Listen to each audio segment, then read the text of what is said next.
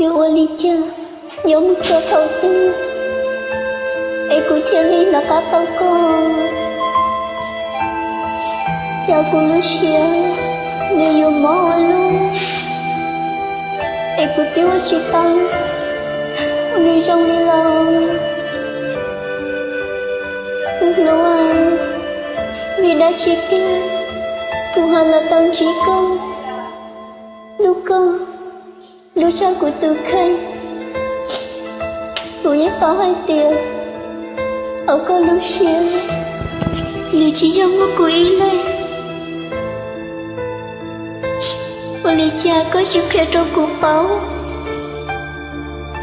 Lớn tôi cho cụ lần chỉ con. Ê cha hỏi lọt lũ tàu con. Yêu của từ tí này nên sợ ta lên lò. Yêu Alicia, cụ thiên lý ca xìa. Cho cá mù lý bơ thảo. Thảo của chị tao báo con. Cụ dân báo hai tiền.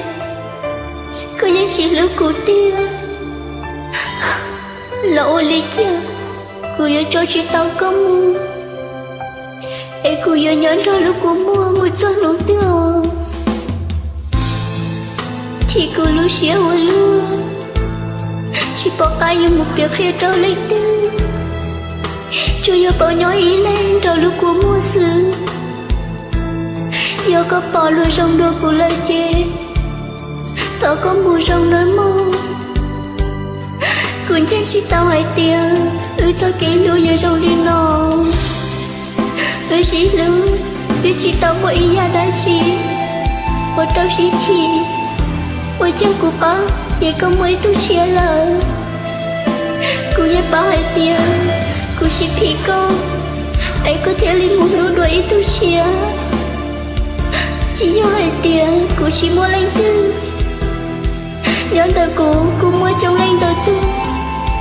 Tờ con là cụ ý ya. Cụ xa hai tiền. Cụ nhớ lũ con.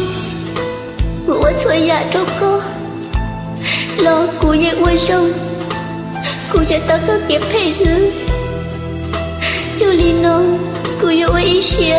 Chỉ nhớ số con là. Cụ mà đi cho con muốn cho tụi con lúc lúc. Sẽ cụ mà đi nhớ tao ta sẽ đi chỉ lúa. Sẽ đi cho kỹ lúa thì muốn cho khỏi tư. Mấy lúa. Có dạy dọn cho số cụ xứ. Có cụ ở trong trâu con. Lý do vì cụ lũ con. Nhìn như chỉ mấy giờ đã chỉ. Ta chỉ đi rõ luôn trong đôi cụ ấy. Có thể lý muốn đúng ra luôn. Có bà bảo hãy tìm mỗi cụ lúc sẽ bảo lý cha. Chú yêu bảo qua. Đi ra hồn cho con là có chi tế cụ. Chỉ cụ lúc sẽ bảo lý cha. Cụ chỉ khía cho con bảo. Đi ra con xa hai tiếng. Chỉ cụ nhớ nhớ luôn gì. Tại chỉ cụ lúc sẽ như tiêu luôn ta là. Tốt lưu à. Nhớ lưu liên nói chỉ cụ mà lưu ý xíu. Mấy nữ cụ dân nó có tao có xứ. Thần đời cơ dân cho số cụ.